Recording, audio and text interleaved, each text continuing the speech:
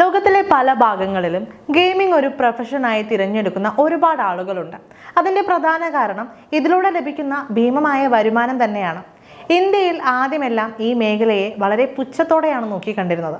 എന്നാൽ ഇന്ന് ഒരുപാട് യുവാക്കൾ ഈ മേഖലയിലേക്ക് കടന്നു വന്നിരിക്കുകയാണ്. സമീപ വർഷങ്ങളിൽ ഇന്ത്യയിലെ ഗെയിമിംഗ് വ്യവസായം മറ്റൊരു തലത്തിലേക്ക് തന്നെ എത്തിയെന്ന് പറയാം.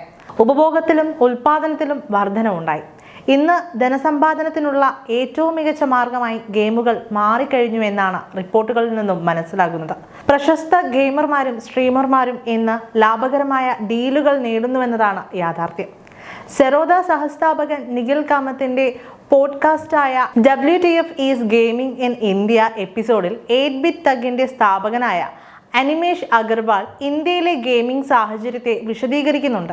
അദ്ദേഹത്തിന്റെ അഭിപ്രായത്തിൽ പ്രശസ്ത ഗെയിമർമാരും മോർട്ടൽ, സ്കൗട്ട്, മിത്പാറ്റ് തുടങ്ങിയ പ്രമുഖ സ്ട്രീമർമാരും ബ്രാൻഡ് അംഗീകാരങ്ങളിലൂടെയും മറ്റും ദശലക്ഷക്കണക്കിന് രൂപയാണ് സമ്പാദിക്കുന്നത്.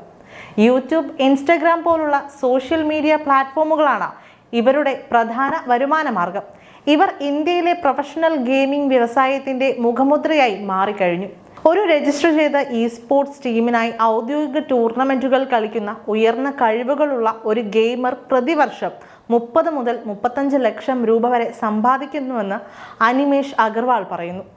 എന്നാൽ ഗെയിമിംഗ് മേഖല വളരെ മത്സരം നിറഞ്ഞതാണെന്നും നിരവധി ഗെയിമർമാരെ സംബന്ധിച്ച് വിജയം കൈവരിക്കുക എന്നത് ഒരു വിദൂര സ്വപ്നമാണെന്നും അദ്ദേഹം കൂട്ടിച്ചേർത്തു. പരിമിതമായ അവസരങ്ങളും വലിയ മത്സരവും നിലനിർത്താൻ പലരും ശ്രമിക്കുന്നുണ്ടെന്നും അഗർവാൾ പറഞ്ഞു. ഗെയിമിംഗ് വ്യവസായത്തിലെ കരിയറിനെ കുറിച്ചുള്ള ആശയക്കുഴപ്പമാണ് ഒരു പ്രധാന തടസ്സമെന്ന് അദ്ദേഹം ചൂണ്ടിക്കാട്ടി. ഇന്ത്യയിലെ ഗെയിമിംഗ് വ്യവസായം ഇപ്പോഴും അതിൻ്റെ പ്രാരംഭഘട്ടത്തിലാണെന്നും പ്രായഭേദമന്യേ വൻ അവസരമാണ് ഇവിടെ കാത്തിരിക്കുന്നതെന്നും അദ്ദേഹം കൂട്ടിച്ചേർത്തു. വളർന്നു വരുന്ന ഡെവലപ്പർമാരെയും സ്റ്റുഡിയോകളെയും പ്രോത്സാഹിപ്പിക്കുന്ന ഗെയിമിംഗ് ഫണ്ടുകളും ഇൻക്യുബേറ്ററുകളും പോലെയുള്ള പുരോഗതിയുടെ നല്ല സൂചനകൾ ഇന്ത്യയിൽ കണ്ടു തുടങ്ങിയിട്ടുണ്ട്. ശരിയായ നയങ്ങളും നിക്ഷേപങ്ങളും ഉണ്ടെങ്കിൽ ആഗോള ഗെയിമിംഗ് വ്യവസായത്തിൽ ഇന്ത്യക്ക് ഒരു പവർ ഹൗസായി മാറാൻ കഴിയുമെന്നും റിപ്പോർട്ടുകൾ വ്യക്തമാക്കുന്നു.